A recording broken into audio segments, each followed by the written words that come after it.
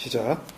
사흘째 되던 날 갈릴리 가나에 혼례가 있어 예수의 어머니도 거기 계시고 예수와 그 제자들도 혼례의 청함을 받았더니 포도주가 떨어진지라 예수의 어머니가 예수에게 이르되 저들에게 포도주가 없다 하니 예수께서 이르시되 여자여 나와 무슨 상관이 있나이까 내 때가 아직 이르지 아니하였나이다. 그의 어머니가 하인들에게 이르되 너희에게 무슨 말씀을 하시든지 그대로 하라 하니라. 아멘. 요한복음 두 번째 시간입니다. 에나르케의 대화. 제목을 말씀을 확증하시는 표적 세메이온이라는 제목으로 같이 말씀을 나누도록 하겠습니다. 우리가 지난번 요한복음 첫 번째 그 말씀에서 같이 우리가 봤던 것처럼 이 창세기 1장 1절에서 그 태초의 그 베레시트죠. 그 베레시트는 역사적 시간의 시작이나 물리적 공간의 탄생과는 아무런 상관이 없고 하나님의 생명이 주어지는 그 영원한 생명이 주어지는 구원과 복음의 시작으로서의 온전한 창조를 말씀하시고 또 그 온전한 창조의 근원이 어디에 있는지를 알려주시는 약속이라고 그랬습니다.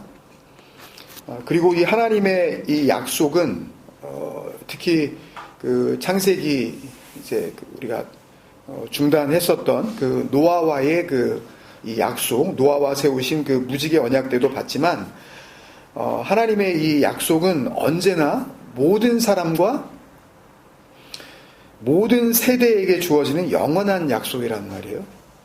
그죠? 그래서 이렇게 하나님의 동일한 복음을 요한 사도도 같이 이제 요한복음을 통하여서 선포하게 된 거죠. 그래서 1장 1절에 요한복음 1장 1절에 그 엔아르케의 그 태초도 소위 그 창조론이나 뭐 예정론주의자들이 주장하는 지구를 포함한 전 우주의 그 창조로서의 그 시공간적인 어떤 시작 그런 그 내용을 가리키고 있지 않고 하나님의 온전한 지으심이라는 구원의 시작이 어디에서부터 시작이 되는지 그 복음의 시작을 밝혀주시는 예수 그리스도 복음의 핵심 단어란 말이에요. 엔아르케는 태초에 말씀이 계시니라 할 때 그 태초에가.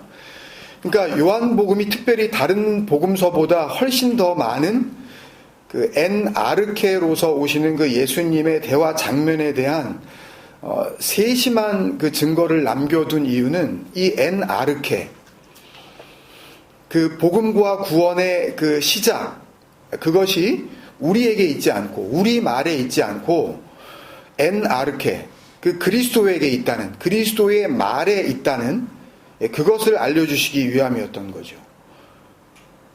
우리가 애쓴다고 이루어지는 것이 아니라 우리의 구원은. 그래서 지난번 요한복음 첫 번째 설교 때도 말씀을 드렸지만 그 골로새서 1장 18절에 나오는 그 아르케 그는 몸인 교회의 머리이시라. 그가 근본이시오. 그가 아르케이시오. 죽은 자들 가운데서 먼저 나신 이시니 이는 친히 만물의 으뜸이 되려 하시며. 그러니까 이 요한복음의 이 엔아르케는 창세기의 그 베레시트처럼 하나님의 말씀에 의하여 그 말씀을 듣는 자들 가운데에 그 말씀을 통하여서 자신들의 생명의 근원이 되는 자기들의 그 레쉬, 그 아르케, 그 머리가 잘려나가고 그렇게 된 자리에 하나님의 생명을 갖고 있는 새로운 머리, 새로운 생명이죠. 그 생명이 주어진다는 구원의 시작. 그리고 시작으로 끝나는 것이 아니라 그렇게 시작이 되기만 했다면 구원의 완성까지도 포함하고 있는 복음과 성경의 모든 것이라고 할 수가 있는 거예요. 뭐가? 엔아르케가, 베레시트가, 그 태초애가. 그러니까 엔아르케는 요한복음의 주제이면서 동시에 성경 전체의 주제이기도 한 거예요. 모든 것이에요. 이 시작이. 그래서 이번에 한국 그 캠프에서 나눈 그 요한계시록 말씀에서도 이제 여러 번 그런 말씀이 나오지만 하나님의 그 온전한 창조, 그 새 하늘과 새 땅, 이런 그 하나님의 영원한 생명을 주시는 그 온전한 창조의 선포가 나올 때마다 하나님께서 당신 스스로를 아르케라고 선포를 하셔요.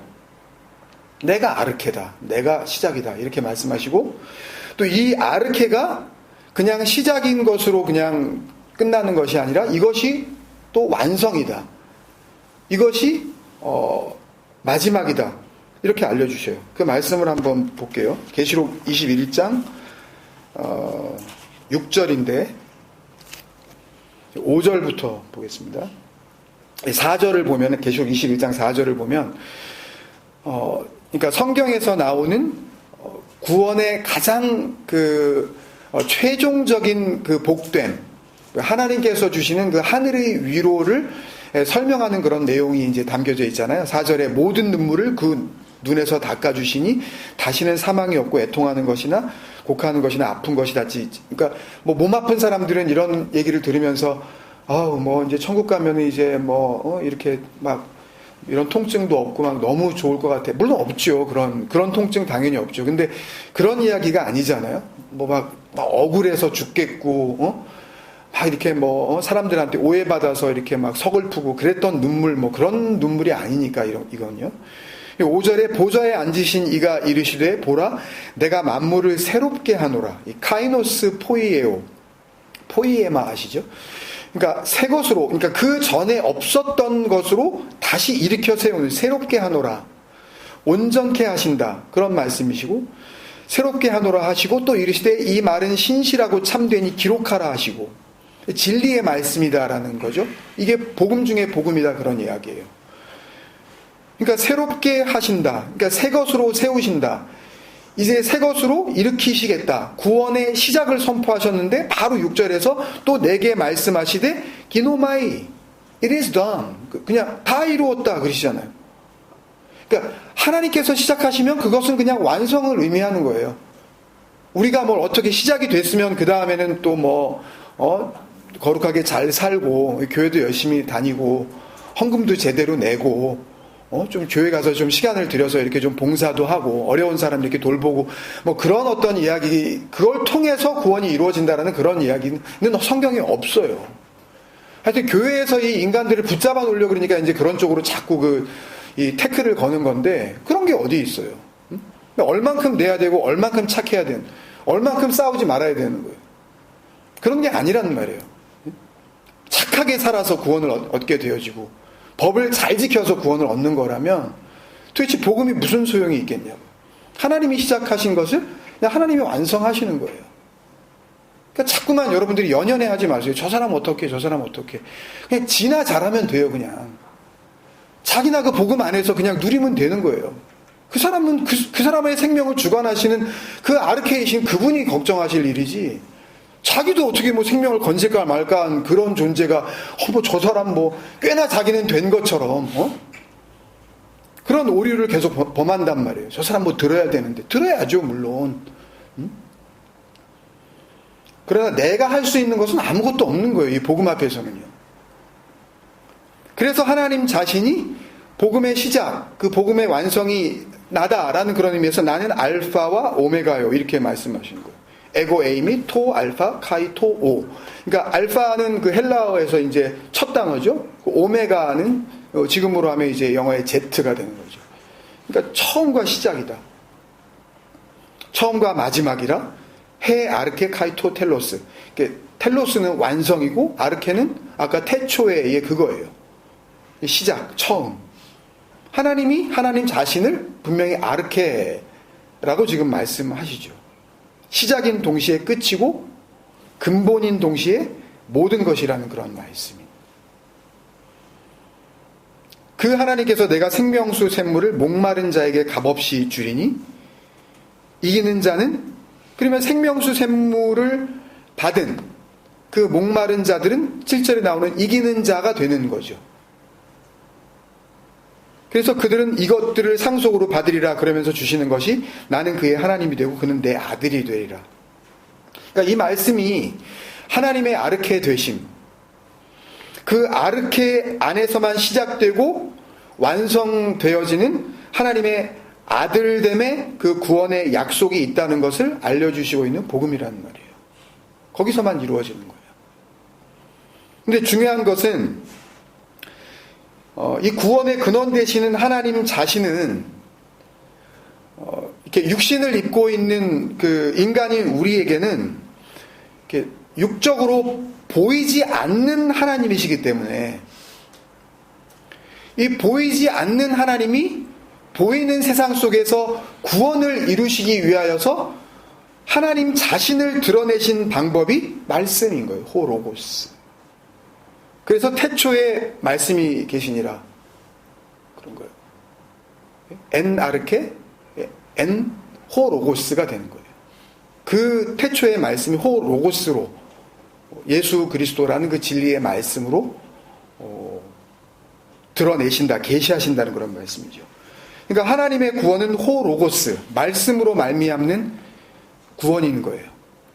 어디를 다녀서 안 빠지고 나가서 아낌없이 헌금을 내서 자기 몸을 불사를 정도로 어려운 사람을 위해서, 그러니까 그런 걸 하지 말자는 이야기가 아니라 그것과 구원은 아무런 상관이 없다는 이야기예요. 하면 좋죠. 어려운 사람 도와주고 또 너무너무 힘들어하는 그런 또 가정을 위해서 또 당연히 좋죠. 그러나 그것을 하나님이 구원의 어떤 소재로 보시지 않는다는 것을 분명히 알아야 될 거 아니에요. 구원은 거기에서 일어나는 게 아니라 엔 아르케 안에서만 일어나는, 호 로고스를 통하여서만 일어나는.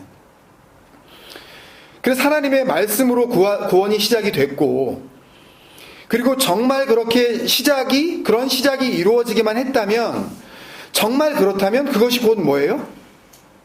그것이 곧 텔로스, 완성이에요. 시작이 완성이라고요. 그게 나는 처음이요 나중이라. 그 빌립보서 1장 6절이죠. 너희 안에서 착한 일을 시작하신 이가 그리스도 예수의 날까지 이루실 줄을 우리가 확신하노라. 시작하는 날 따로 있고 끝나는 날 따로 있는 게 아니라 시작을 그리스도 안에서 시작하잖아요. 그러니까 그게 그리스도의 날이죠. 그러니까 그렇게 시작된 사람들은 그리스도의 날, 그 진리의 그 말씀의 이 빛된 그 날들 안에서 하나님께서 이루시는 그 선한 일, 구원의 약속을 지키시는 그 일이죠. 하나님의 가장 선한 것, 그 호 아가토스, 우리에게 주시는 진리의 말인 그 성령 주시는 일, 그 선한 일을 완성하신다는 것을 내가 확신한다. 나는 이거 분명하다. 이게 복음이다. 이게 그죠? 그러니까 고린도 후서에 이런 말씀이 있잖아요.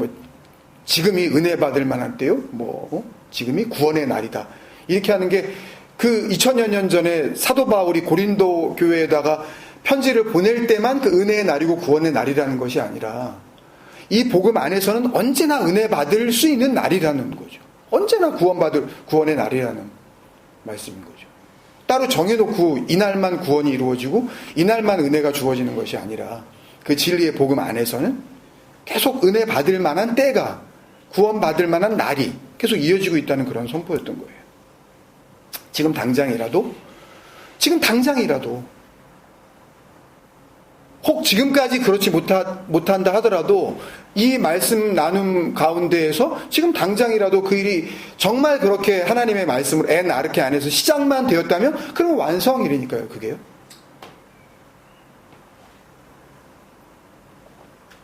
그러니까 이렇게 하나님의 알파와 오메가 되심, 그 아르케이자 텔로스, 처음이자 시작이자 완성, 마지막 되심의 그 구원이 이루어진 사람을 조금 전에 그 계시록 21장 6절에서 생명수 샘물이 값없이 주어진 목마른 자라고 하셨죠. 그죠? 심령이 가난한 자는 복이 있나니 천국이 저들의 것이며 의에 줄이고 목마른 자는 복이 있나니 저희가 배부를 것이며, 그 배가 무슨 밥 잘 먹게 된다는 그런 얘기겠냐고요. 그러면은 교회 나가는 사람들은 다 밥 걱정 안 하고 그냥 하여튼 배 두드리고 그렇게 살아야 되는데, 교회 나가고도 참 고통 가운데 막 어려움을 겪는 사람, 당장 먹을 게 없어가지고, 혹은 뭐 있는 거 다 그냥 날리고 그런 사람도 얼마든지 있잖아요. 그럼 예외가 있으면 그건 진리가 아닌 거란 말이에요. 진리는 언제나 변함없이 모든 이에게 그렇게 이루어지는 것이 그런 진리라는 말입니다. 그 목마른 자를 21장 7절에서는 결국 이기는 자라 그러신 거예요. 그리고 이겼다는 것은 하나님의 아들됨이라 그러셨죠. 하나님이 내 아들이라 그러셨단 말이에요. 그러니까 하나님께서 내 아들, 하나님의 아들이 되었다는 것은 더 이상, 그러니까 하나님께 받을 수 있는 것은 다 받을 수 있는 그런 존재가 되었다는 거죠.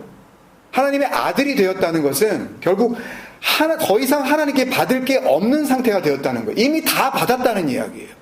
더 받을 게 없는 거예요. 그러니 무슨 소위 막 무릎 꿇고 막 손을 들고 막 주여 삼창을 하면서 하는 그런 기도가 어떻게 기도겠냐고요. 구원 받았다며요. 근데 아버지는 아들과만 소통하신단 말입니다. 근데 아버지는 아들에게 다 줬단 말이에요. 근데 뭘 달라 그러냐는 말이에요, 도대체. 예? 기도가 아니죠, 그건요.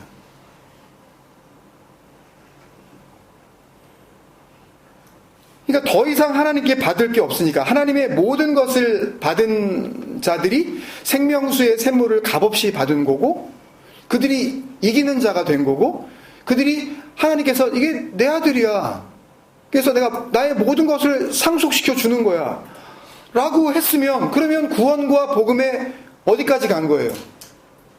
완성까지 간 거잖아요. 마지막까지 간 거잖아요. 근데 뭘 더 연연해 하냐고요. 뭐가 그렇게 힘드냐고요. 복음 안에서 살아가는 게. 복음이 시작이 안 됐으니까 그런 거죠.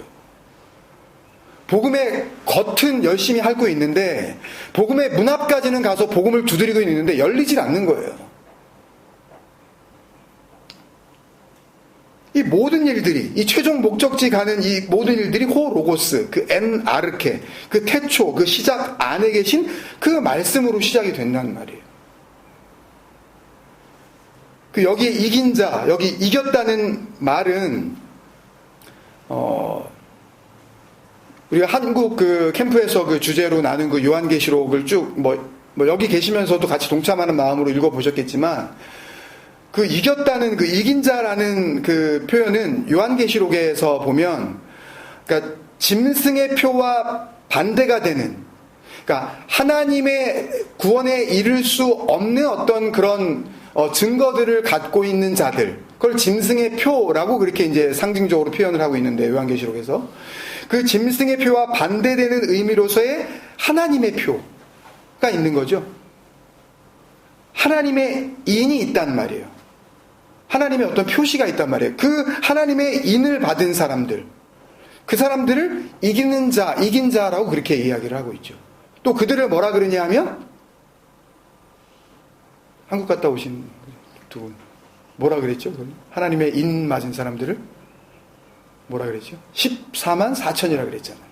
그러니까 그런 넘버링을 해서 1부터 해가지고 144 해가지고 1000 people 이렇게 카운팅해 나가는 게 아니라 14만 4천이라는 어떤 그 의미, 그건 이미 에바 나눔에서 14만 4천의 의미를 다 설명을 드렸기 때문에 굳이 다시 설명 안 드려도 되지만, 진정한 아들 됨으로서의 그 완성, 그거 아닙니까? 그러니까 14만 4천의 사람들을 가리키는 단어가 곧 이기는 자였단 말이에요. 그죠? 하나님의 인 맞은 자.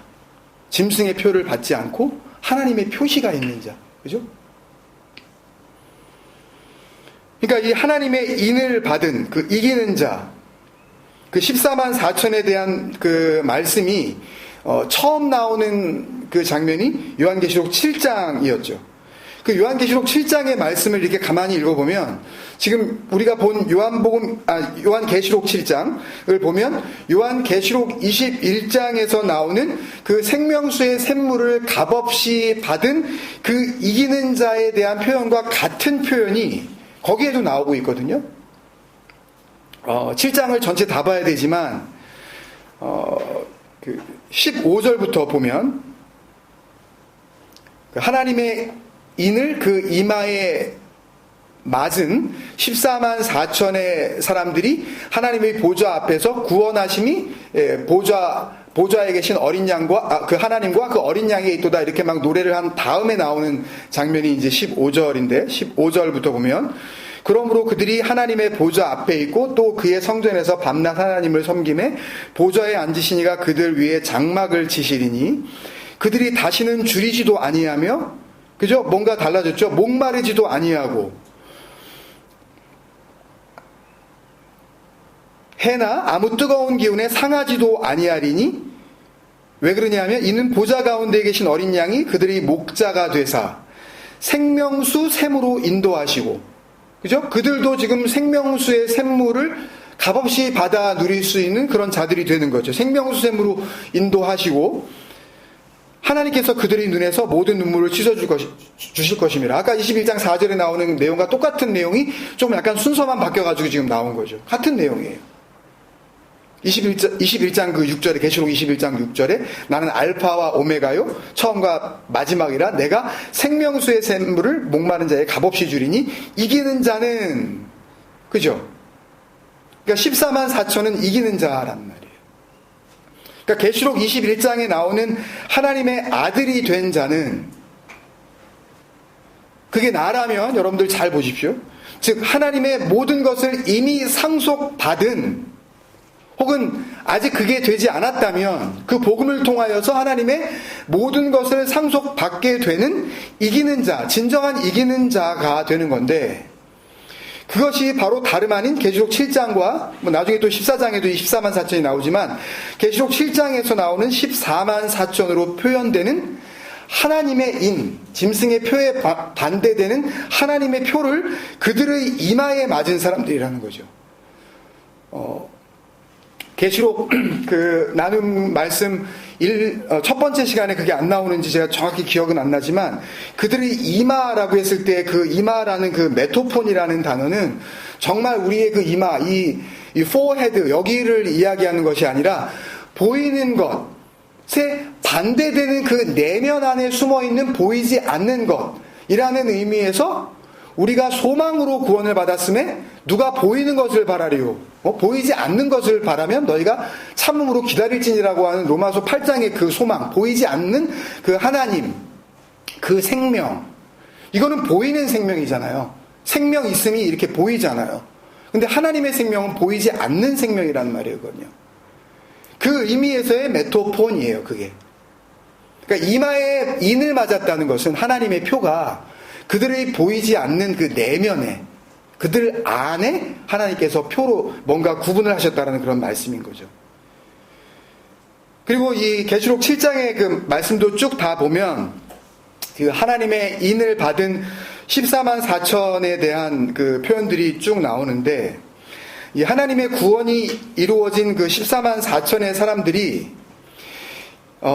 하나님의 구원에 그 동참하게 됐기 때문에 이제는 하나님의 거룩하심과 같은 그 거룩하심으로 온전하게 됐다는 의미에서 어린 양의 피에 씻어 희게 한 그 흰 옷을 입었다고 이렇게 표현을 하고 있어요.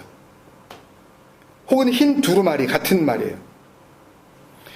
그런데 계시록이 시작이 되어지는 그 2장 3장의 그 7교회 그 소아시아에 있는 그 7교회 사자에게 그 전하는 편지에 보면 그 편지 가운데 4대 교회의 사자에게 전하는 편지에서 흰옷을 입은 자는 이기는 자라고 우리에게 알려주고 있어요. 계시록 3장 5절인데 제가 한번 읽어보겠습니다. 계시록 3장 5절 이기는 자는 이와 같이 흰옷을 입을 것이요 내가 그 이름을 생명책에서 결코 지우지 아니하고 그 이름을 내 아버지 앞과 그의 천사들 앞에서 시인하리라. 그러니까 흰옷 혹은 그 흰 두루마리 그 히마티온 류코스 희다고 번역한 이 류코스는 예수 그리스도께서 이제 고난당하시기 직전에 산에 올라서 그 예수 그리스도의 그 옷이 세상에서는 그렇게 씻을 수가 없는 그런 눈부신 흰옷으로 변했다고 했을 때 그 눈부심이거든요.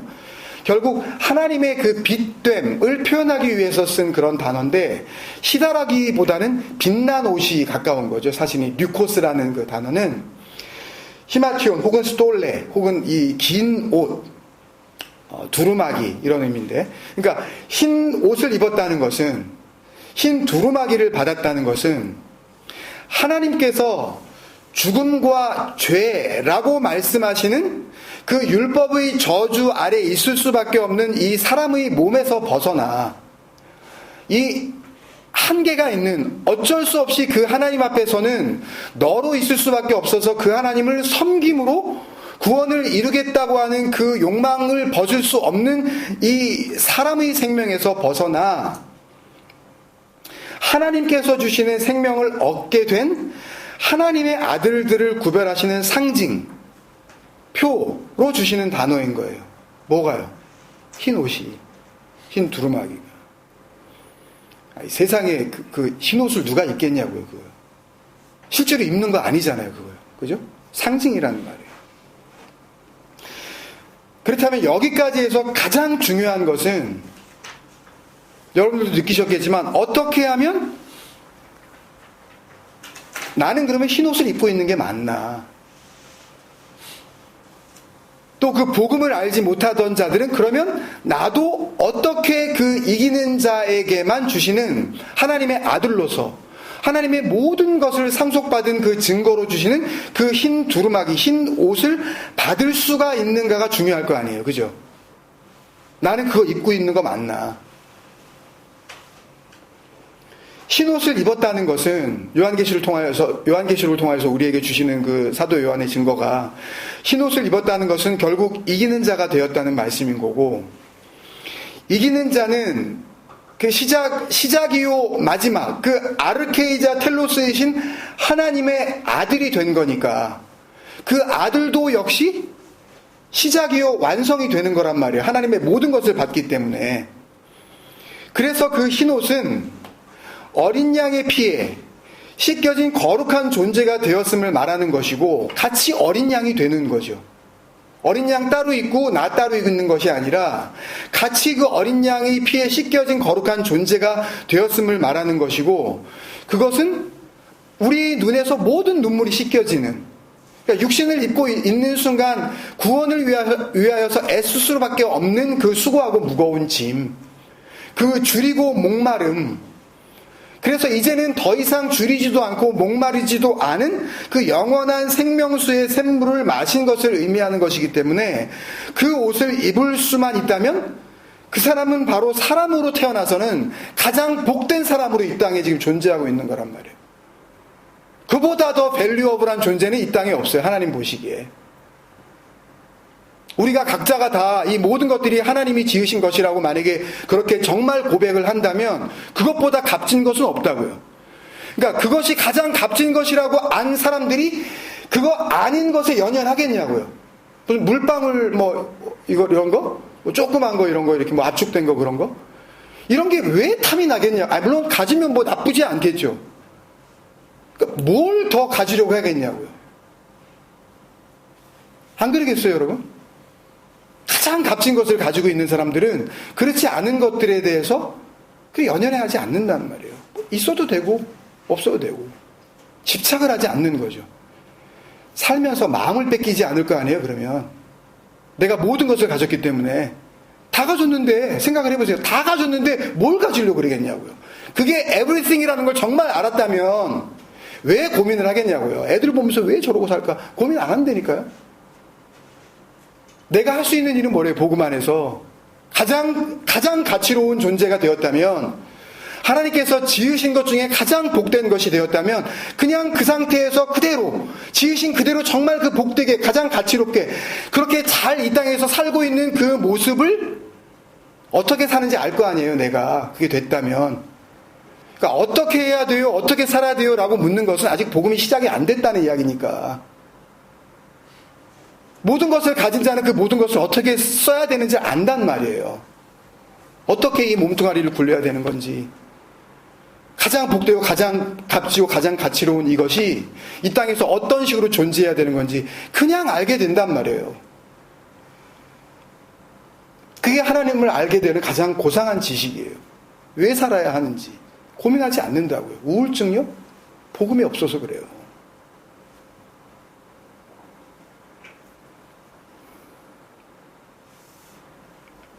그러니까 성경 전체에서 말씀하시는 복음은 사실 어떻게 하면 이 흰옷을 입을 수 있는가를 가르쳐 주시는 복음인 거예요.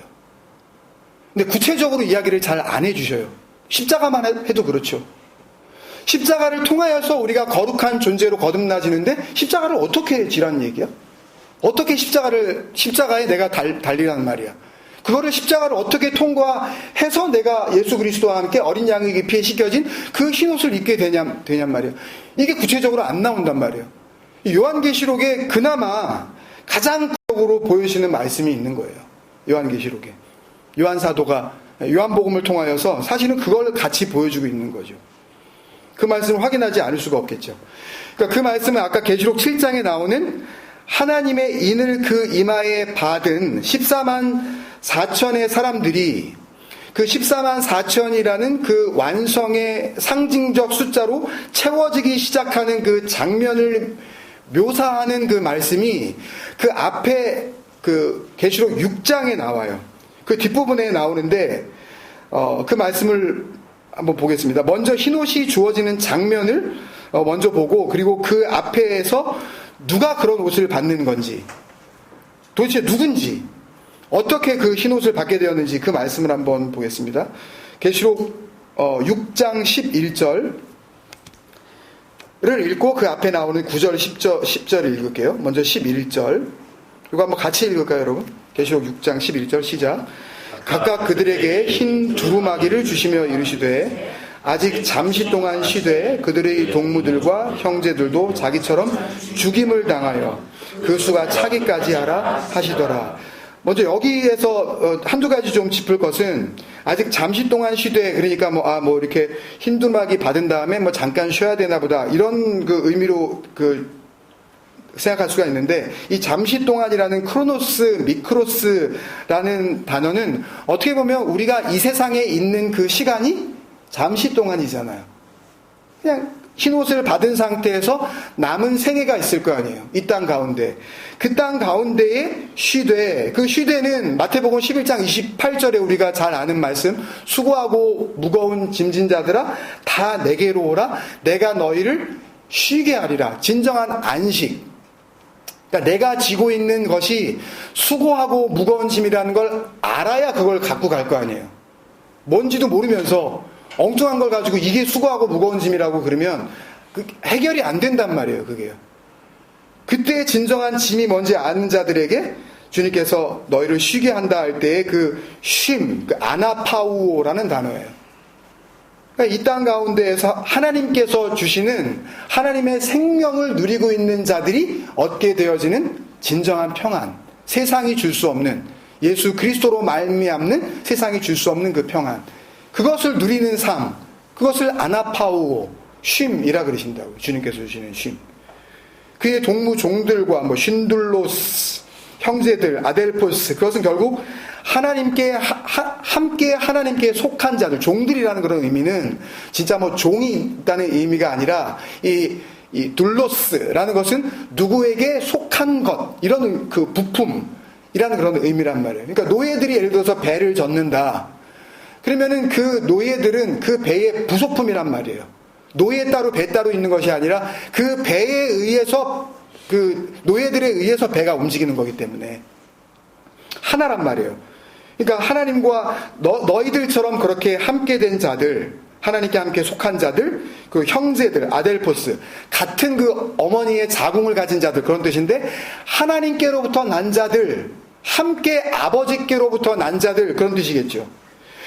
그들도 자기처럼 죽임을 당하여, 이 아포크테이노라는 단어는 그 에베소서 2장에서 사도 바울이 잘 아시죠? 에베소서 2장 8절. 우리는 그 은혜에 의하여 믿음으로 말미암아 구원을 받았으니 이것이 너희에게서 난 것이 아니요 아버지께서 난 것이라. 누구도 자랑하지 못하도록 하나님께서 주신 선물이라고 하는 그 복음의 핵심, 그 내용을 이야기하면서 너희가 그리스도 예수 안에서 그리스도의 피로 하나가 되었다. 라는 그 복음의 아주 그 핵심의 본질을 소개하는 말씀 중에 그 밑에 에베소서 2장 16절에 십자가로, 또 십자가로, 그 스타우로스, 그 언약의 기둥 안에서 이 둘을, 한 몸이 아니었던 이 둘을 한 몸으로 하나님과 화목하게 하려 하심이라. 원수된 것을 십자가로 소멸하시고, 그게 지금 이 계시록 6장 11절에 나오는 그 죽임 당하여예요. 하나님과 원수되었던 것에서부터의 죽음, 하나님과 원수된 자로서의 그 죽음. 그래서 로마서 또 5장에서도 우리가 알고 있죠. 우리가 아직 죄인 되었을 때 그리스도께서 우리를 위하여 죽으심으로 하나님께서 우리에게 대한 자기의 사랑을 확증하셨느니라 라고 말씀하시는 것과 지금 하나란 말이에요. 우리가 아직 원수 되었을 때. 원수라는 걸 알아야죠. 내가 하나님 이렇게 잘 섬겨드릴 수가 있어요 라고 하는 그런 상태가 아니라 이게 원수네요. 하나님께 에크드로스, 악한 것이었네요 라는 것을 말씀을 통하여서 알게 되어지는 그 하나님과 원수되었던 것, 그것이 소멸되고 어디에서? 십자가에서. 아포크테이노, 그 죽임당함이에요. 그리고 그 수가 차기까지 하라. 그러니까 그게 완성되어질 때까지 계속해서 이제 쉬고 있는 거고, 또 하나님은 그 일을 하시는 거예요, 말씀으로. 그러니까 계시록 6장에 흰 두루마리를 이제 그 받게 되어지는 자들이 그 옷을 입기 위하여서, 그러니까 그들에게 흰 두루마리를 주시며 이렇게 말씀하시잖아요. 그러니까 흰 두루마리를 입은 자들은 그 옷을 입기 위하여서 반드시 거쳐야 하는 죽임당함이 있다는 거죠.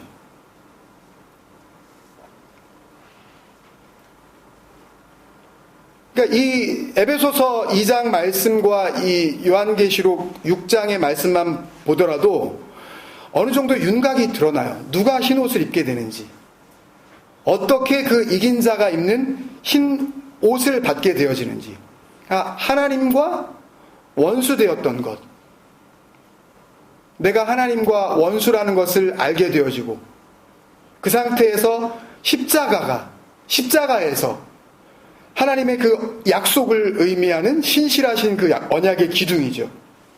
결국 온전하신 진리의 말씀 아닙니까? 그 십자가, 그 약속의 기둥이라는 것은 절대 변하지 않는, 영원토록 이 진리의 말씀 가운데서 나도 약속을 지킨다 라고 하시는 거니까.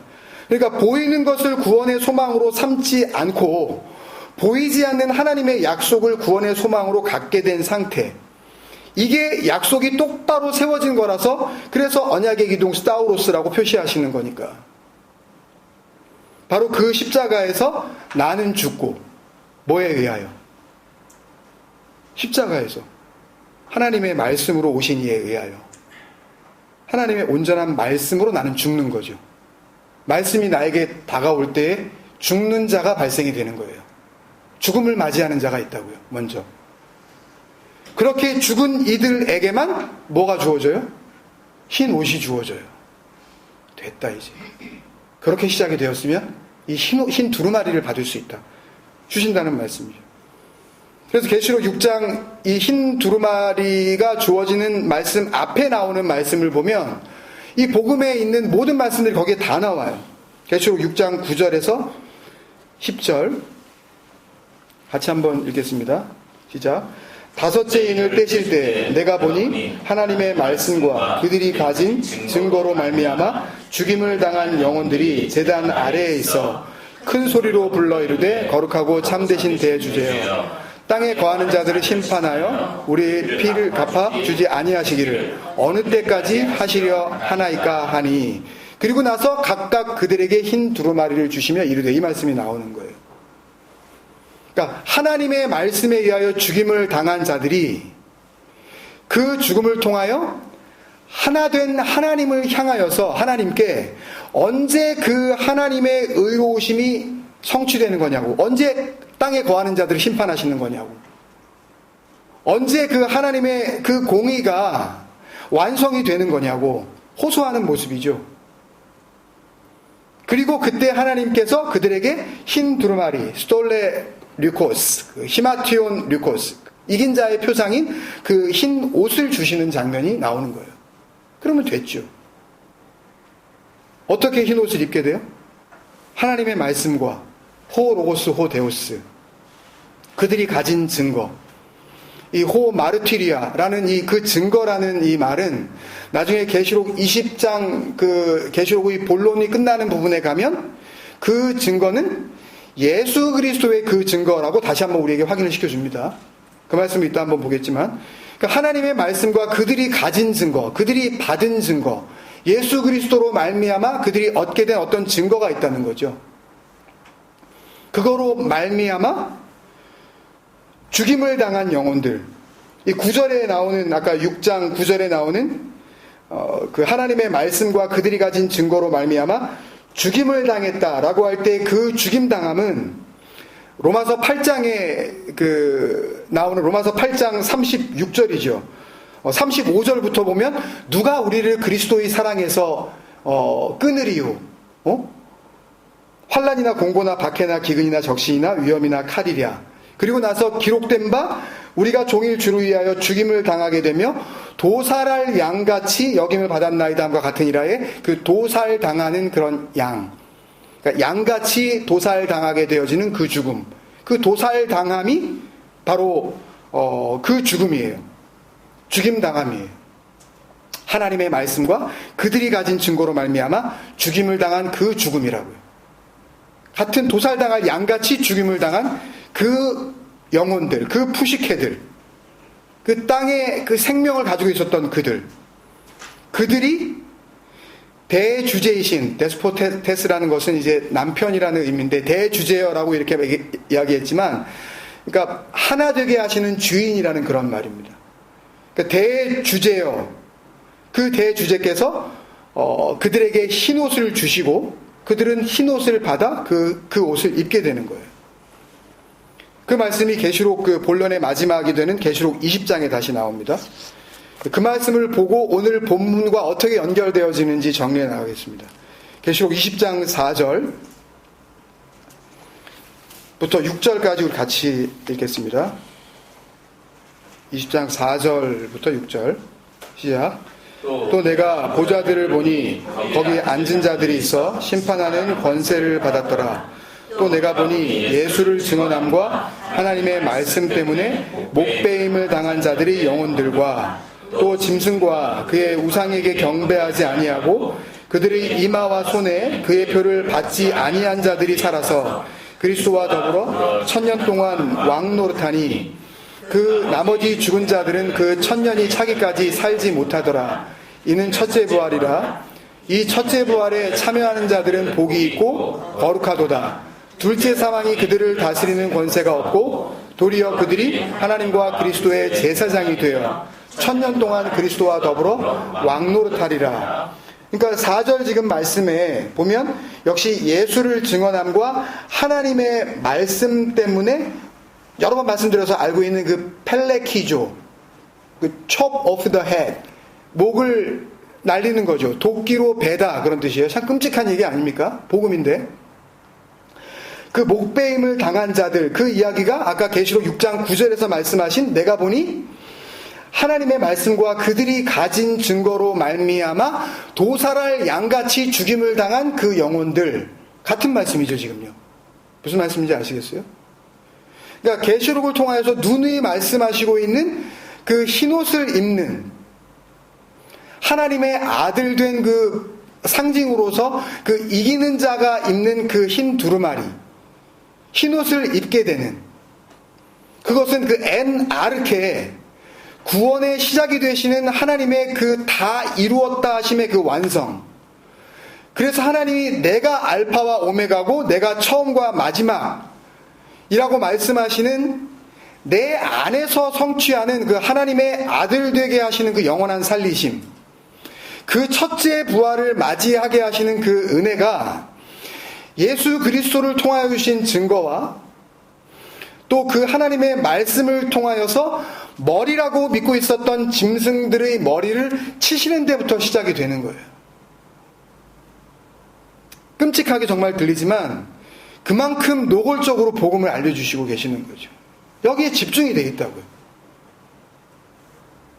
그래서 그 교회의 머리는, 그 에클레시아의 머리는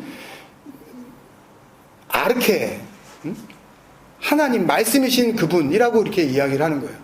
그게 뭐 그냥 뭐 듣기 좋은 소리로 뭐 그냥 우리가 다 이렇게 살고 뭐 주님께서 우리 머리가 되어주셔서 우리를 뭐 알아서 인도해 주시고 그렇게 뭐가 뭔지도 모르는 그런 표현이 아닌 거죠. 이건 정말 분명한 거고 어떻게 보면 처절할 정도로 확실하게 우리에게 주시는 복음이 시작되어지는 그런 길이란 말이에요. 그러니까 똑같은 하나님의 말씀에 의해서, 그러니까 여기서 하나님의 말씀이라는 것은 단순히 성경만을 가리키는 것은 아닙니다. 오해하시면 안 되지만 뭐 소위 뭐 직통 계시를 받는다라든지 뭐 환상을 본다든지 무슨 뭐 이상한 신비로운 일들이 막 벌어진다든지 그런 거를 이렇게 다 인정하겠다는 그런 이야기가 아니라 그런 모든 일들도 말씀, 성경이 담고 있는 예수 그리스도에서 벗어나면 안 되는 거예요. 그러니까 하나님의 말씀에 의하여 라고 제가 그 표현하는 것은, 그러니까 성경이 하나님의 말씀이라는 것은 맞지만 성경만이 하나님의 말씀이라는 것은 맞는 말은 아니에요. 모든 것이 하나님의 말씀을 담고 있다고 한다면 말씀일 수 있다는 거죠. 그것을 통하여서 하나님께서 말씀하실 수는 있어요. 그러나 그 말씀은 어디까지나 예수 그리스도라는 복음의 그 핵심에서, 그 본질에서 벗어나지 않았어야 되는 거죠. 뭐 예를 들어서 갑자기 꿈을 꿨는데 뭐 서쪽에서 오는 사람이 뭐 굉장히 하여튼 뭐 좋은 일을 가지고 올 거다. 그랬는데 서쪽에서 오면서 뭐 어디 아들레이드에서 누가 왔어 마침. 근데 그 사람을 만났더니 무슨 사업 제안을 해요. 아, 이거구나. 그런 얘기가 아니란 말이에요. 그런 무속적이고 미신적인 이야기가 아니라 말씀으로 증명이 되어지는, 예수 그리스도로 확인이 되어지는 그것이 하나님의 말씀이라면 그 하나님의 말씀에 의하여 누군가는 그걸 짐승과 우상의 표로 받고 그러잖아요. 지금요. 짐승처럼 하나님을 섬기는 거 아닙니까? 교회를 나가야 되고 짐승처럼 하나님 앞에 넙죽 엎드려서 나를 살려달라고 벌벌 떠는 거 아닙니까? 그래야 하나님께서 자기의 진실됨을 알고 그렇게 갸륵하게 보시면서 그래 내가 너의 기도를 내가 외면하지 않으리라. 그리고 그 문제를 해결해 주시는 그 전지전능하신 분으로 보면서 그렇게 쩔쩔매는 거 아니에요. 그게 짐승이란 말이에요. 아무것도 할 수 없는, 짐승의 수준에서밖에 살 수 없는 그 짐승과 우상의 표를 받고 어떻게 해요? 똑같은 말씀을 놓고도요. 다른 거 가지고 이야기하나요? 교회 갔을 때? 성경 가지고 이야기하지? 예? 그보다 더한 이단들이 뭐 다른 걸 가지고 이야기하나요? 그리고 사람들을 모으잖아요. 그리고 가족을 포기하라고 그러고 가정을 버리라고 그러고 주님께서 오실 때가 가까우니까 너희가 가지고 있는 눈에 보이는 재산을 팔아서 그 갖다가 다 여기다 갖다 놓고서 그리고 오실 주님을 맞이하라 그러면서 눈에 보이는 흰옷을 갖다가 하나씩 주잖아요. 그게 다윗선 교회 아니었습니까? 지금도 그 짓들 하고 있잖아요. 이단들이 보이지 않는 거란 말입니다. 그것을 입으면 뭐가 달라져요 도대체? 그 성가대 가움 같은 거 그런 거 뭐 이렇게 길게 늘어뜨린 거?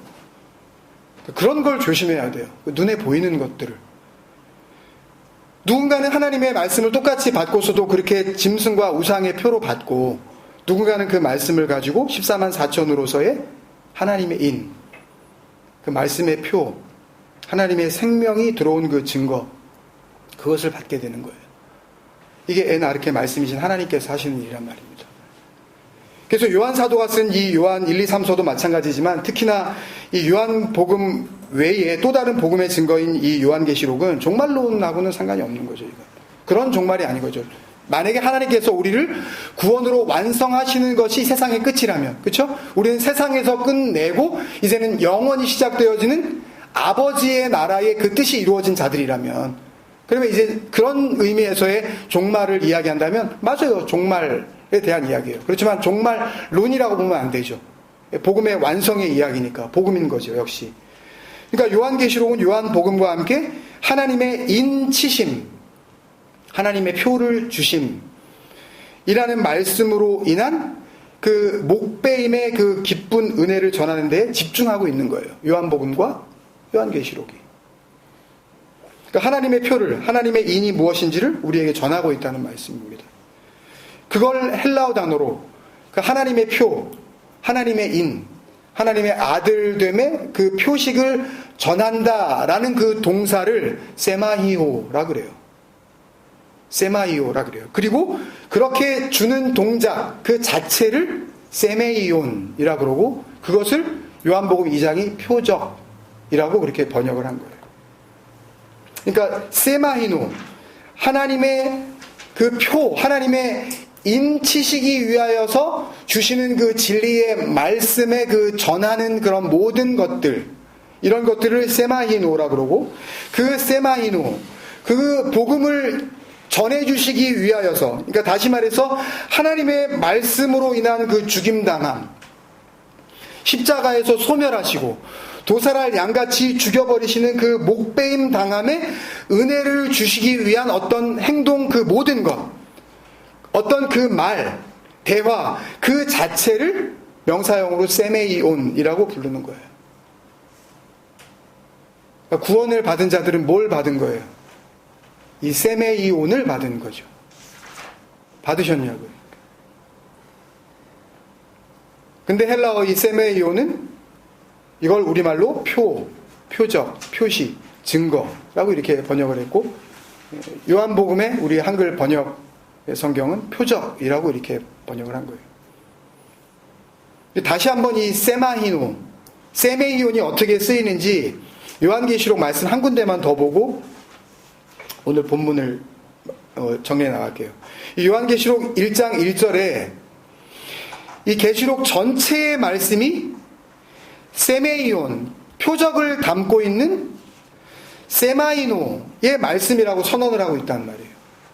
계시록 1장 1절에 보면 예수 그리스도의 계시라, 이는 하나님이 그에게 주사, 예수 그리스도에게 주신 거죠.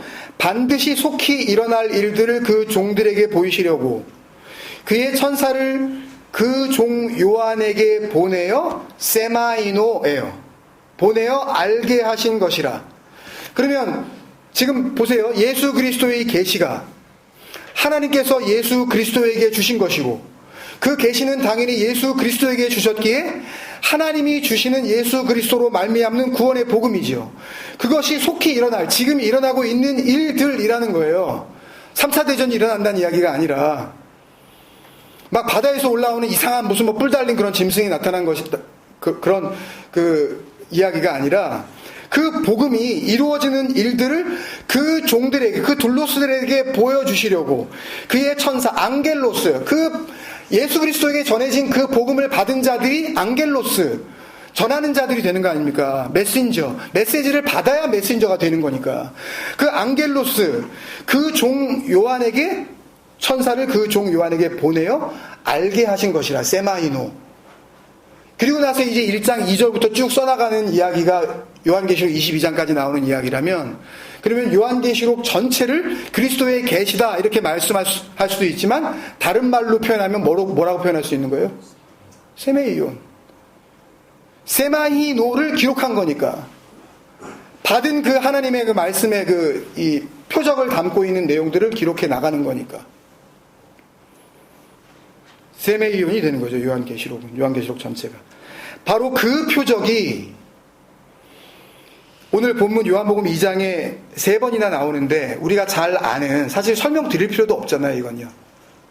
하나는 갈릴리 가나의 그 혼인잔치에 초대를 받으셔서 갔는데 포도주가 떨어졌고, 하여튼 물을 포도주로 바꾸시는 그 이야기.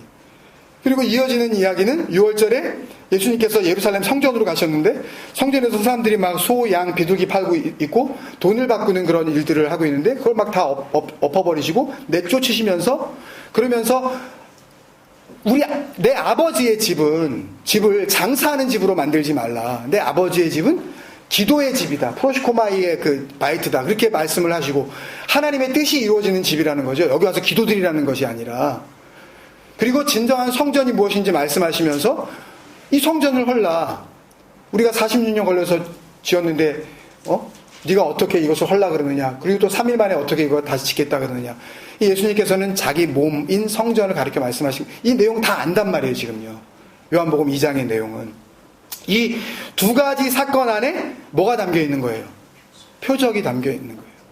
그 첫 번째 가나 혼인잔치 이야기도 주님께서 표적이라고 말씀하셔서 요한사도가 이렇게 기록을 했고, 또 두 번째 예루살렘 성전 안에서 일어난 일들도 거기에 있는 자들의 그 고백을 통하여서 그 일들이 예수님께서 행하신 표적이라고 이렇게 알려주고 있고, 또 다시 이 모든 내용들을 이제 그 마무리하는 그 에필로그가 되는 22절, 23절 그 말씀을 다시 보면 거기서도 그 두 가지 사건을 우리 성경에는 그냥 그 표적을 행하신 것 이렇게 표현했지만 원문을 보면은 복수형이거든요. 그 표적들을 이라고 이렇게 기록을 하고 있거든요. 그러니까 우리가 다 아는 거예요. 그러니까 첫 번째 그 장면이 갈릴리 가나의 홀리에서 있었던 물을 포도주 되게 하신 그 기적도 2장 11절에 보면 세메이온이라고 그러셨고, 두 번째 장면인 예루살렘 성전 안에서 벌어진 난동 같은 그 일들도 18절 그 이하 내용에서 보면 어떤 표적 때문이라고 지금 말씀을 하신단 말이에요. 그러니까 오늘 2장에 나오는 완전히 다른, 장소도 다르고 상황도 다른 이 상이한 이 두 가지 사건은 내용과 그 상황을 봐서는 완전히 별개의 상관없는 사건으로 보이기는 하지만 그 말씀과 기록된 이 말씀과 그때 실제적으로 있었던 그 상황을 통하여서 하나님께서 그 예수 그리스도를 통하여 하시려고 했었던 목표는 뭐예요? 세메이온, 표적이라 그랬잖아요 지금. 그 표적, 하나님의 말씀으로 죽임을 당하게 하시는 동일한 은혜의 표를 주시려는 거죠. 어쩌다가 물이 어떻게 포도주가 됐대?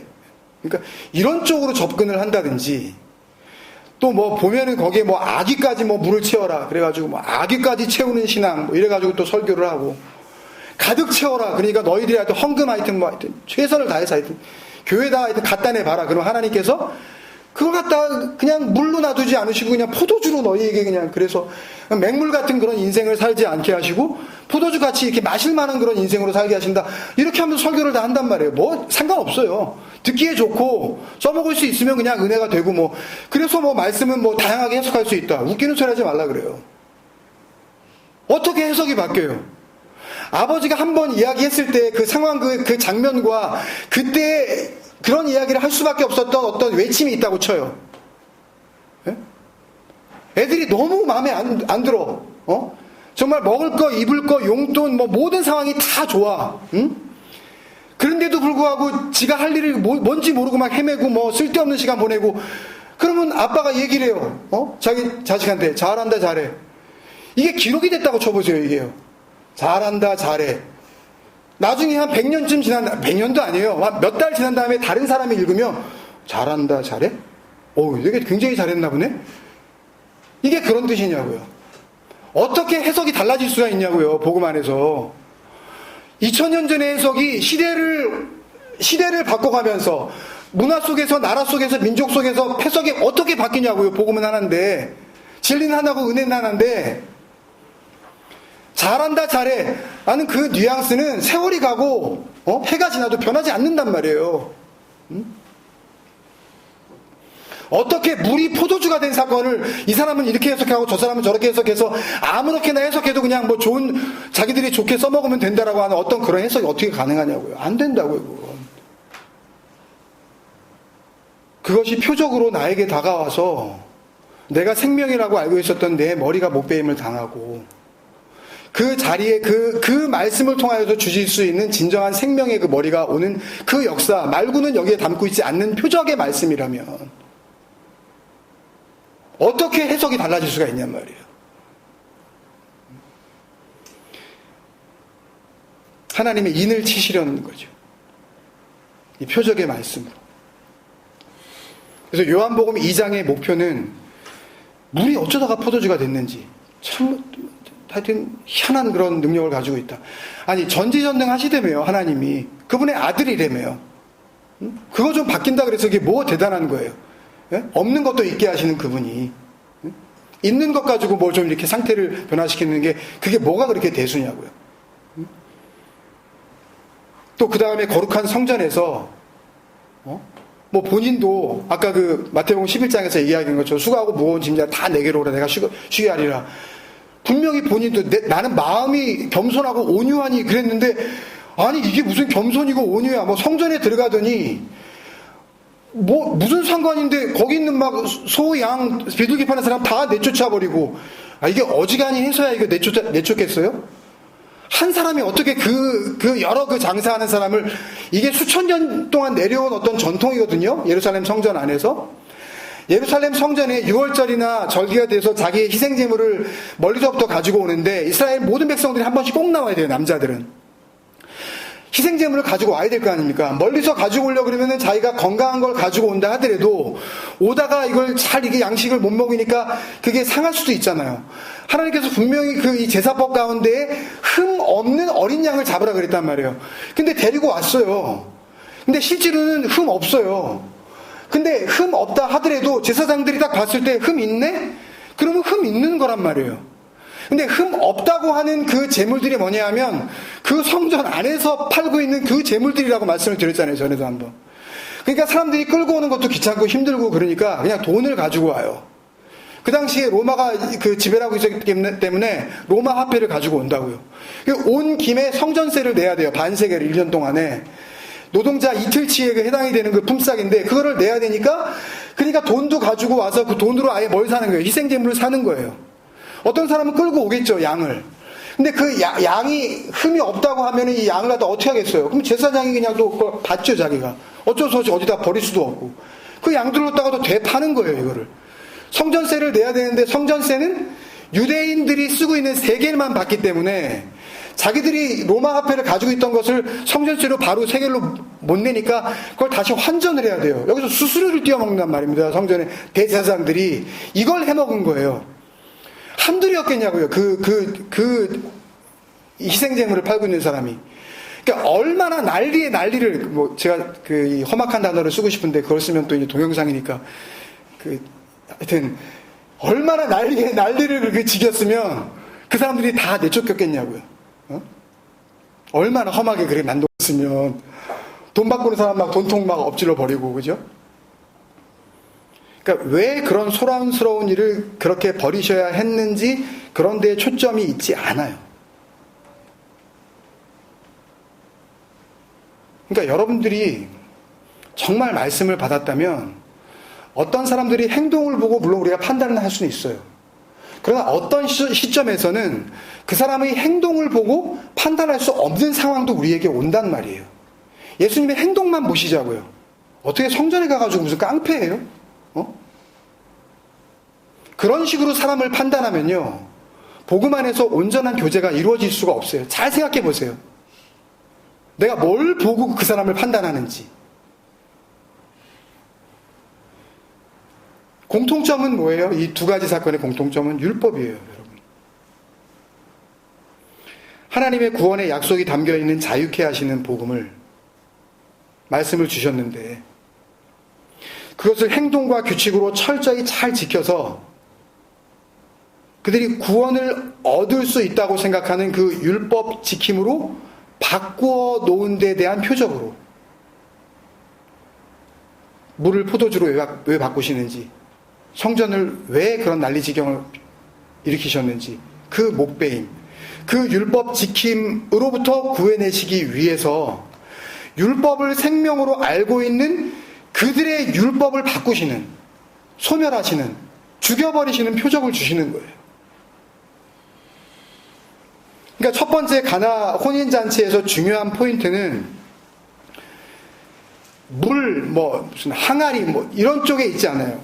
다 연결되어 있지만, 그게 왜 그런 단어가 나와 있는지 연결되어 있지만, 그 모든 상황을 함축해서 딱 한 단어로 설명해주는 친절한 표현이 6절에 나오는 유대인의 정결 예식이에요. 그리고 두 번째 성전 정화 사건의 중요한 핵심은 역시 율법의 가장 대표적인 상징인 그 성전, 예루살렘 성전. 가서 희생제물을 잡아야죠. 소, 양, 비둘기 사가지고 목을 따야죠. 피를 흘려야죠. 꼬박꼬박 절기를 지켜서 가서 돈을 내야죠. 예루살렘 성전에 있는 거예요. 핵심은. 먼저 가나의 혼인잔치에 나오는 유대인의 그 정결 예식으로 번역된 그 헬라어 명사 그 카다리스모스는 원래 그 뜻은 이 워싱 오프예요. 그냥 더러운 것을 이렇게 씻어내다. 그냥 클린징. 뭐 묻었던 것을 이렇게 깨끗하게 씻는 거죠. 그러니까 손을 씻는 그 유대인의, 그러니까 식사하기 전에 특히 밥을 먹기 전에 손을 씻는 유대인의 정결 예식에 대한 이야기예요. 이런 그 예는 마태복음 15장에도 나오고 마가복음 7장에도 나오고 누가복음 11장에도 나오는데, 이 굉장히 이 손 씻는 이 예법이 엄청났어요. 그 분량이요. 그 분량에 어떻게 손을 씻는지. 그러니까 지금도 우리가 만약에 소위 성지순례라 그래서 예루살렘에 가서 그 통곡의 벽이라고 마지막 예루살렘 그 성전의 그 서쪽 벽 남아있는 거기에 가서 사람들이 막 이렇게 기도하고 그러는 걸 보면, 갔다 온 사람들이 그러는데 이렇게 거기에 손을 씻는 이 호수가 두 개가, 물 수도가 두 개가 있대요. 근데 하나는 그냥 수도가 있고 하나는 이렇게 무슨 통 같은 게 달려 있는데, 이게 통이 왜 달려 있냐면요, 절대 이 물이 이렇게 흘렀을 때에 그 물을 그냥 이렇게 손을 씻으면 안 돼요. 그러니까 손 씻는 예법이 얼마나 복잡한지 일례를 그냥 말씀을 드리는 거예요. 예를 들어 이렇게 통이 있는데, 통에 이렇게 뭐 요새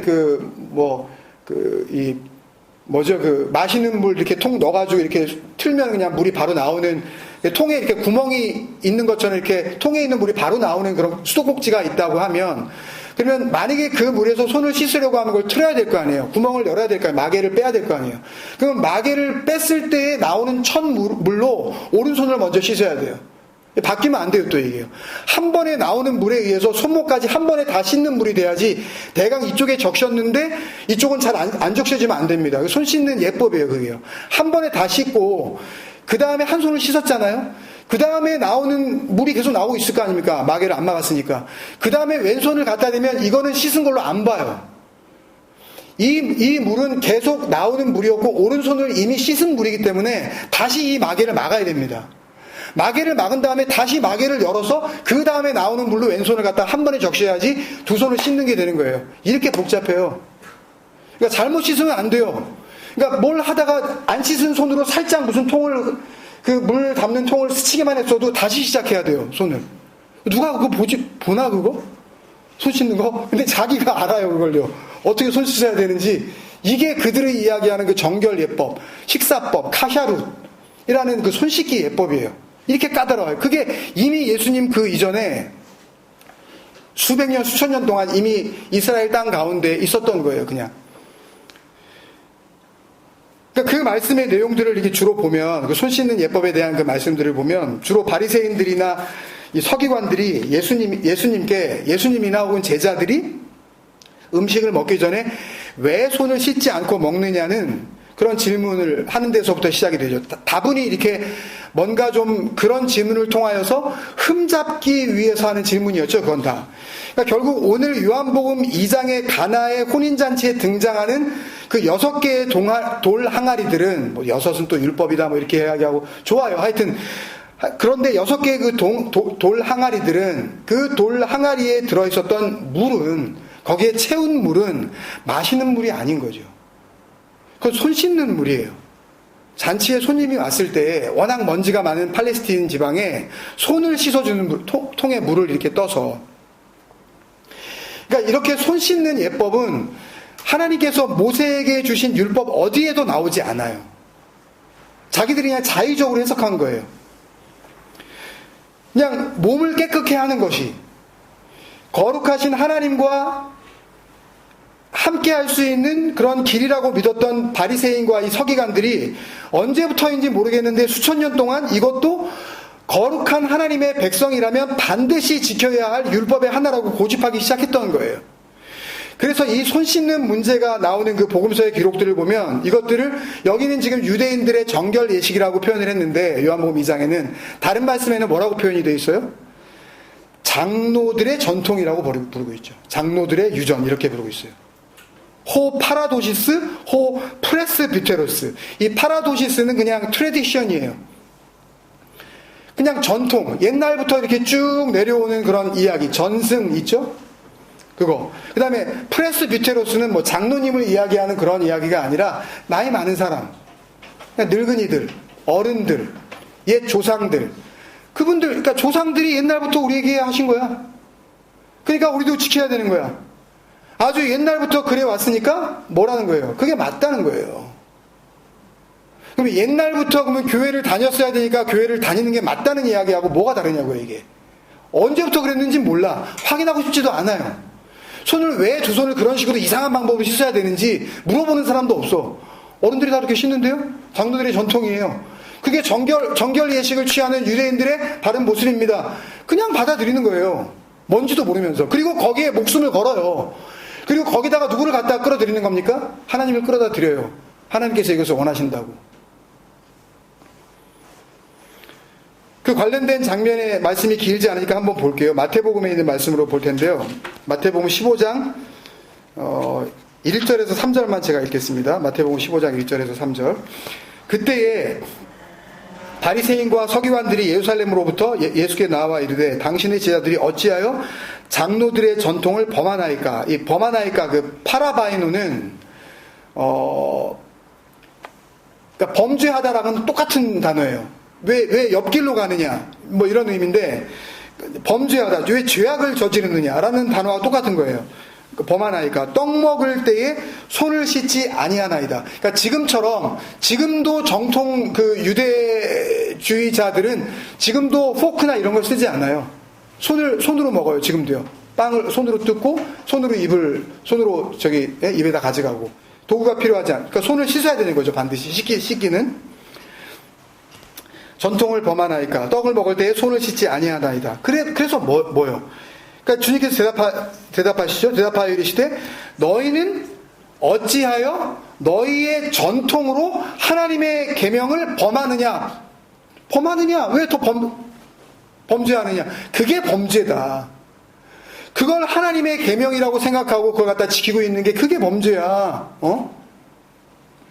그런 손 씻는 전통을 잘 지키려고 하는 너희들의 그 믿음, 그렇게 손을 잘 씻어서 먹을 때에 거룩하신 하나님의 백성으로 거룩한 존재로 이 땅에서 살고 있다라고 하는 너희들의 생각, 그것이 사실은 하나님의 약속의 말씀을 깨고 있는 원수야 라는 선포라고요. 지금 예수님께서.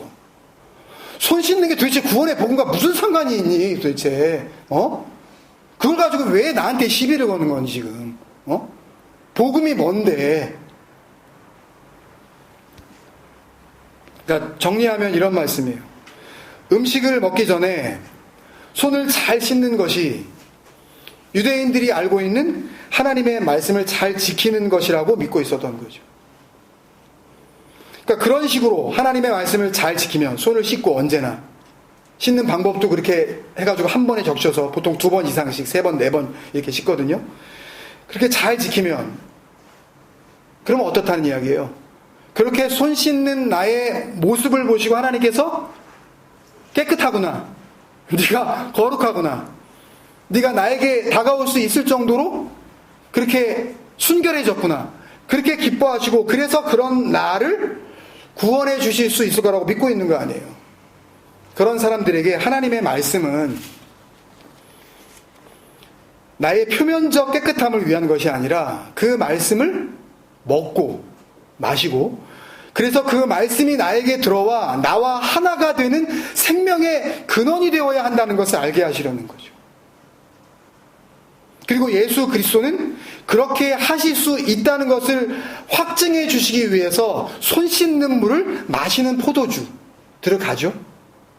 물을 갖다 주면 안 마셨을 거 아니에요. 왜 물 가져와? 이랬을 거 아니에요. 지금 포도주를 먹는 그런 상황이니까, 잔치여서. 손 씻는 물을 마시는 포도주로. 그러니까 다시 말하면 지켜야 할 율법을 하나 되어야 할 생명으로 바꾸어 주시는 그 세메이온, 그 목배임의 은혜를 보여주시는 거죠. 그리고 두 번째 표적으로 보여준 것도 같은 말씀이죠. 결국 소위 예루살렘 그 성전 정화 사건도 첫 번째 표적과 같은 세메이온을 보여주고 계셔요. 그러니까 특히 성전 안에서 이 소와 양과 비둘기 파는 사람들을 아까 말씀드린 대로 다 이렇게 내쫓으시고, 성전세를 내야 되는 그 돈을 바꾸기 위해서 그 돈 바꾸는 사람들이 돈통 다 엎어버리시고, 그 상을 이렇게 엎어버리셨다는 것은 단순히 그냥 거룩한 하나님의 성전 안에서 장사하지 말아라, 여기서 그러면 안 된다, 그 정도의 의미가 아니라 하나님의 성전이 뭐예요? 하나님의 성전이 뭐냐고요? 하나님이 거하시는 곳 아니에요. 하나님의 집 아닙니까? 하나님의 집은 희생제물을 잡고 그렇게 절기를 지켜서 매번 제사를 드리고 매주일 예배를 드린다 그러죠. 그 인간들은 어떻게 예배를 빼먹냐 그러죠. 하등 다를 바가 없는 거예요. 매번 제사를 드리고 또 그런 예배 장소를 그 성전을 유지하기 위하여서 성전세를 내야 되고 어떤 형태가 됐든지 마찬가지예요. 성전세가 됐든 헌금이 됐든 11조가 됐든 감사헌금이 됐든 어쨌든 간에 그걸 유지하는 리소스가 되는 거 아닙니까? 그것이. 그게 없으면 무너지는 거야. 당장 문 닫잖아요. 전기는 어떻게 킬 것이며 수도는 어떻게 상하수도 어떻게 그거 관리할 것이며 그렇잖아요. 돈 안 내면 어떻게 하겠어요? 그 건물 유지하는 거죠. 유지 성전세죠. 그게 말이야 뭐 헌금이고 뭐 연보고 뭐 하나님을 사랑하는 마음이고 좋다 이거예요. 하여튼 간에 건물을 유지하는 거잖아요. 그 성전세를 내야 하는 그 건물 그게 뭐예요? 사람의 손으로 지은 곳이죠. 그 사람이 지은 곳이 어떻게 하나님께서 거하시는 집이 될 수 있느냐. 사람이 손으로 지은 곳에 하나님께서 거하실 수 없다. 그것이 성전일 수 없다는 것을 보여주시는 강력한 표적이에요. 마치 완전히 무슨 시골 촌딱 아무것도 못 배운 그런 깡패처럼 들어와가지고 성전에서 그 거룩한 일을 담당하고 있는 희생제물을 팔고 있는 사람들. 다 대제사장들하고 결탁이 안 돼 있으면 소위 요새 정경유착 무슨 뭐 이런 식으로 하는 것처럼 권리를 그 힘을 가지고 있는 자들이 거기다가 자리를 안 내줬으면 그 사람들이 거기서 어떻게 그 장사를 해먹겠어요. 다 거기서 또 다른 어떤 이런 이해관계들이 있단 말이에요. 자기들의 주머니가 배불려지고. 근데 단순히 그런 장사를 하지 말라. 제사장들 니네 돈 먹지 말라. 그런 이야기를 하시려는 게 아니에요. 그 정도 수준이 아니라고요 지금. 거기서 머무시면 안 돼요. 복음은 거기에 초점을 맞추고 있지 않다고요. 사람의 손으로 지은 곳에 어떻게 천지를 지으신 그분이 그것을 당신의 성전으로 거룩한 처소로 삼을 수 있느냐라는 것을 보여주는 강력한 행동이었단 말이죠. 그리고 나서 하신 말씀이 진정한 성전은 그래서 하나님의 약속에 의하여 죽임을 당하게 될 자기의 육신, 예수님 자신의 육체. 21절 말씀에 성전된 자기 육체.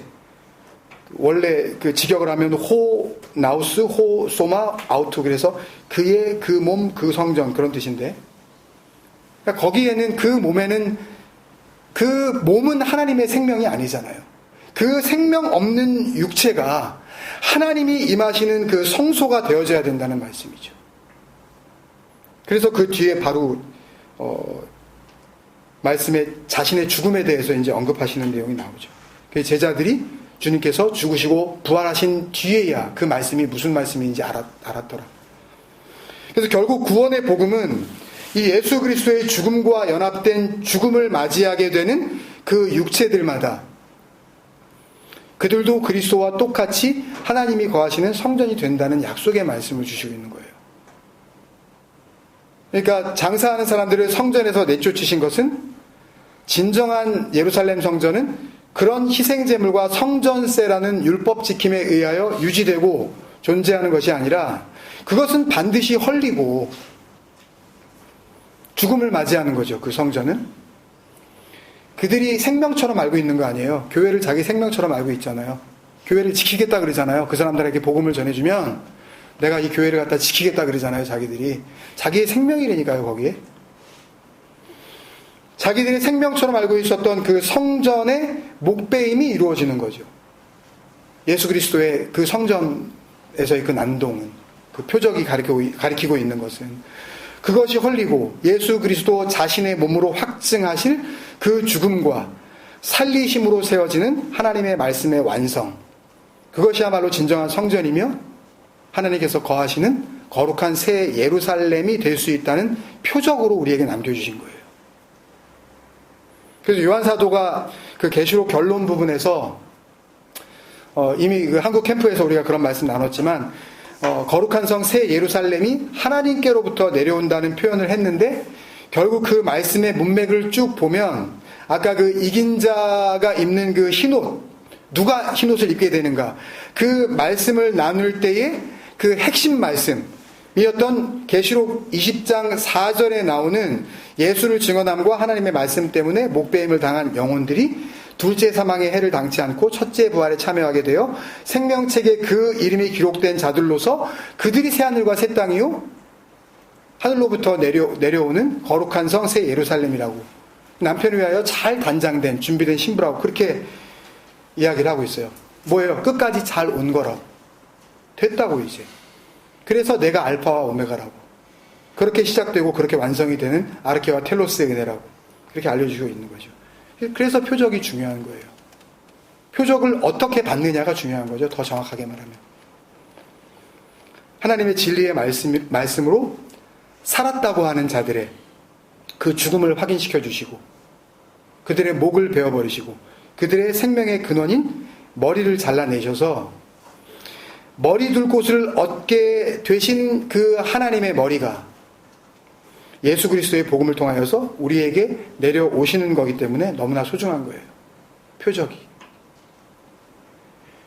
그래서 표적은 그 현상 자체가 중요한 게 아니죠. 물이 포도주로 어쩌다 바뀌었느냐, H2O가 어떻게 C2H5OH로 어떻게 바뀌었느냐, 화학식으로 도저히 이게 이해가 안 되거든요. 아마 잘은 몰라도 그 미국에서 만났던 이 동영상 보시면 그분이 좀 어떻게 생각할지 모르지만 그 화학자 그 집사님이 계셔요. 그분은 모든 것을 이렇게 그 이 사실과 그 증명되어진 어떤 증거로만 이게 확인하시기 때문에, 근데 물이 포도주로 어떻게 바뀌었느냐 이런 거에 고민하실지 모르지만 이제는 안 그러시리라고 믿습니다. 바뀌었다는 게 중요한 것이 아니라 그것을 통하여서 무슨 표적을 주시고 있느냐.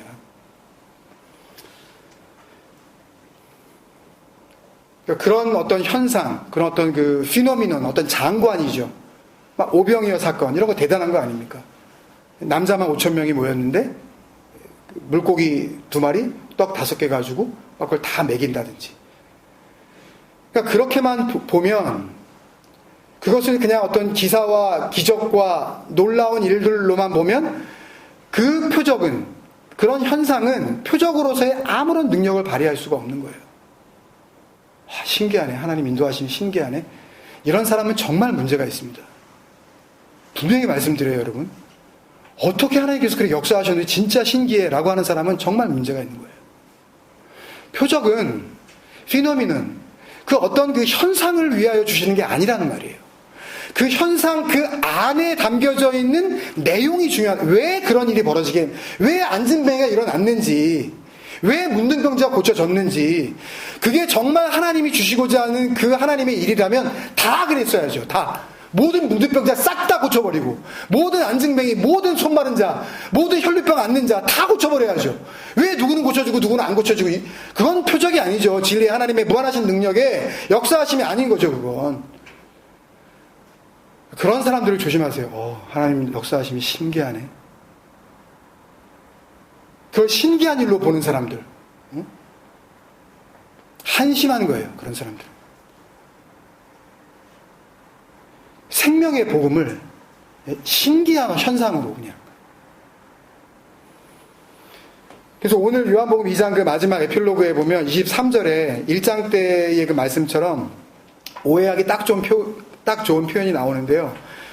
그러니까 그건 그런 뜻이 아니에요. 무슨 말이냐면 그 23장 그 중간쯤에 보면 많은 사람이 그의 행하시는 그 표적을 보고, 이 두 가지 그 세마이온입니다. 세메이아 복수형. 그 행하시는 표적을 보고 그의 이름을 믿었으나, 여기까지만 보면 여러분들 어떻게 느껴지세요? 물이 포도주로 바뀌고 성전에 들어가셔가지고 그렇게 막 난리를 피웠는데 근데 그거 다 헐어버리라 그러고 내가 3일 만에 저거 40년 동안 니네가 지은 거 내가 다시 다 세운다고 뭐 이런 이야기를 하니까 이거 보통 아닌데? 라고 하고 그 사람들이 예수 그리스도의 이름을 믿었다라고 이렇게 딱 느껴지잖아요. 근데 24절에 보면 뭐라 그러시냐면, 예수님께서, 예수는 그의 몸을 그들에게 의탁하지 않으셨으니 이는 친히 모든 사람을 아시며, 그러니까 주님께서는 뭔가 아신다는 이야기인데, 이 앞에 언뜻 보면 이스라엘 사람들이 그 표적을 보더니 예수님을 믿은 거 맞구나.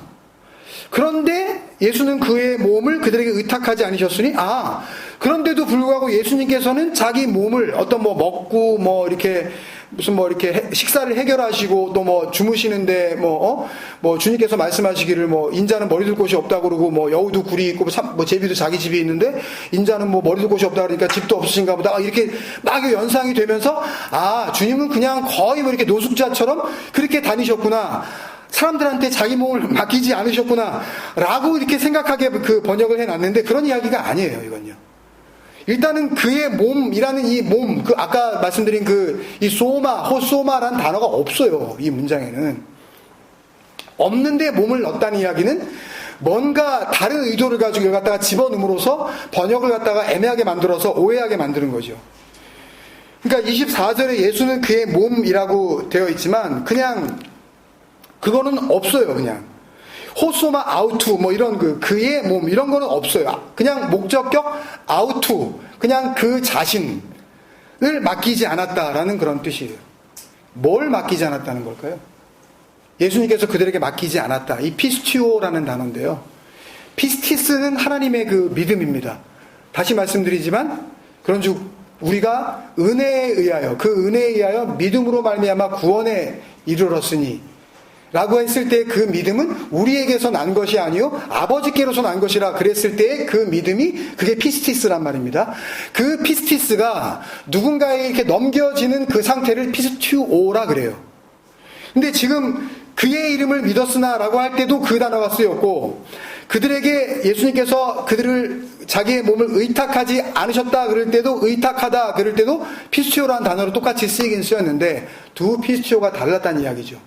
그러니까 그들이 믿기는 믿었는데 그들이 가진 그 믿음은 어떤 믿음이라는 거예요? 예수께서 피스티오 하지 않은 믿음을 자기들이 가지고 있었다는 거죠. 이게 무슨 말씀인지 조금 이따 설명을 드리겠지만, 그러니까 23절에 나오는 많은 사람이 예수의 행하신 표적을 보고 믿었다는 것은 주님이 주신 그 표적의 은혜, 그 표적의 믿음은 아니었다라는 기록인 거예요. 이게 무슨 말씀인지 한 군데 말씀만 더 보고 마치겠습니다. 같은 요한복음 6장에 우리가 잘 아는 그 오병이어 사건 이후의 기록들이 나오는데, 다른 복음서에서는 없는데 요한 사도만 이 오병이어 사건 이후에 사람들의 반응에 대해서 이제 그 기록을 하고 있습니다. 두 군데, 같은 6장 안에 나오는 두 군데 말씀인데, 먼저 6장 14절 15절까지 보면요, 같이 한번 읽을까요? 요한복음 6장 14절 15절. 오병이어의 그 표적을 기적으로 본 사람들의 반응이라고 보면 됩니다. 요한복음 6장 14절 15절 시작. 그 사람들이 예수께서 행하신 이 표적을 보고 말하되 이는 참으로 세상에 오실 그 선지자라 하더라. 그러므로 예수께서 그들이 와서 자기를 억지로 붙들어 임금으로 삼으려는 줄 아시고 다시 혼자 산으로 떠나가시니라. 그죠? 그 사람들이 표적을 분명히 봤다 그럽니다. 똑같은 단어로 쓰였어요. 표적을 지금 봤어요. 그리고 나서 이 사람들이 뭐라 그랬냐면 참 대단한 그런 선포인 것 같죠. 이는 참으로 세상에 오실 그 선지자라.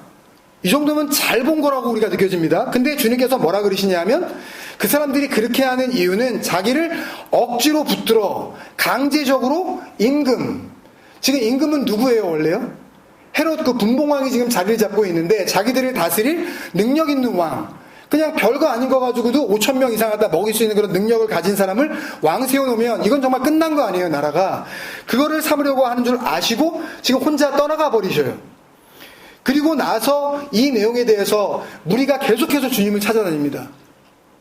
왜요? 주님이 말씀하신 것처럼 임금 삼으려고, 자기들의 대장 삼으려고, 자기들의 리더를 삼아서 그거 자꾸 하라고, 그거 오병이어가지고 계속 먹이라고. 그 내용이 24절 25절 26절 27절까지 우리 요한복음 6장 24절부터 26절까지 먼저 읽겠습니다. 같이 한번 읽을까요? 시작. 무리가 거기에 예수도 안 계시고 제자들도 없음을 보고 배들을 타고 예수를 찾으러 가버나움으로 가서 바다 건너편에 만나 라비어 언제 여기 오셨나이까 하니 예수께서 대답하여 이르시되 내가 진실로 진실로 너희에게 이르노니 너희가 나를 찾는 것은 표적을 본 까닭이 아니요 떡을 먹고 배부른 까닭이로다. 아까 보세요 여러분, 14절에서 뭐라 그랬어요? 그 사람들이 예수께서 행하신 이 표적을 봤다 그랬죠. 똑같은 단어예요. A도 똑같은 단어예요. 근데 예수님께서 지금 26절에 말씀하시죠. 내가 너희에게 진실로 진실로 이르노니 너희가 나를 찾는 것은 표적을 못 봤다 그러죠. 그럼 봤대는데요? 어떻게 하겠다는 거예요? 나 봤대는데, 나 오병이어 내가 현장에 있었대는데요? 근데 그렇게 봤다고 하는 자들에게 예수님은 너희 못 봤다 그러는데요? 그건 못 본 거 아니에요. 현장에 갔단 말입니다. 놀라운 은혜의 역사가 있는 그 자리에 갔어요. 근데 자기는 갔다 그러지만 주님은 안 갔다 그런단 말입니다. 너는 그 자리에 없었다 그러시면 어떡할 거냐고요. 이 자리에 오는 게 중요합니까 정말? 근데 주님께서 보시기엔 너는 그 자리에 없었다 그러면 어떡하실 거예요? 설교를 갖다가 디립다 들어요. 5번이고 10번이고 50번이고 100번이고 막 듣습니다 내가. 아예 그냥 집에 그냥 뭐 백뮤직처럼 틀어놓고 그냥 살아버려요. 차에 시동만 걸면 그냥 꺼놓지 않았기 때문에 계속해서 앵무새처럼 그냥 설교가 나옵니다. 그런데 자기는 들었다 그러는데 주님은 너 안 들었다 그러면 어떡할 겁니까? 너는 그 표정을 본 게 아니라고 그러면 어떡 하시겠냐고요. 그런 거라니까요 지금 말씀은. 나는 봤다 그러고. 봤죠. 자기가 오병이었고 먹었는데 내가 입속으로 들어갔는데, 근데 주님은 너는 못 봤다 그러는데 어떡 하시겠냐고요 이걸. 그건 그 얘기가 아니라는 이야기죠. 그렇게 먹는 이야기가 아니라는 거죠. 현장에 가서 그 사람들이 뭘 하는지 보고 안 보고 그게 중요한 게 아니라는 거죠. 왜 그 사람들이 거기에 모였으며, 왜 그걸 먹었으며, 왜 그 시간을 거기에 나누었으며. 한국 캠프에서 100명이 넘는 사람들이 모였어요. 주님이 보시기에도 너희가 거기에 있었다? 그러시기를 바랍니다. 없었는데 너? 저 거기 갔었어요. 돈 냈는데요? 거기 식당에 가서 밥 다 먹었는데 김종국 목사 설교할 때 나 거기 들었는데요? 있었는데 그 자리에 있었는데요? 티셔츠 받았는데요? 없었어. 가는 게 뭐가 중요하냐고요. 물론 가서 그 오병이의 기적을 통하여서 하나님께서 예수 그리스도를 통하여 주시는 표적을 받을 수만 있다면 참 복되겠죠. 근데 갔는데 그 표적을 봤다고 하는 그 내용이 나 먹었는데?